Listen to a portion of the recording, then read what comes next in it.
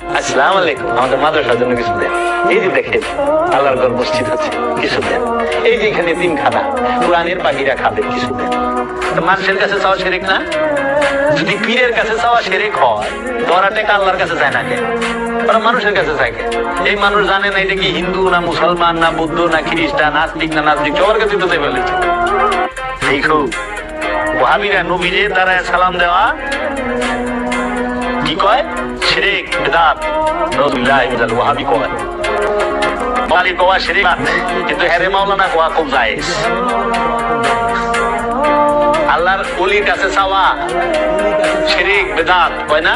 পীরের দরবারে মাজারে গিয়ে কিছু চাবেন, শিরক হবে, বিদআত হবে। আল্লাহর কাছে চাইবেন, কিন্তু হেরা বাসের মধ্যে মানুষের কাছে টেকা চায়। আসসালামু আলাইকুম, আমাদের মাদ্রাসার জন্য কিছু দেন। এই যে দেখেন আল্লাহর ঘর মসজিদ আছে, কিছু দেন। এই যে এখানে তিনখানা কোরআনের পাখিরা খাবে, কিছু দেন। কোরআনের পাখিরা খাবে, কিছু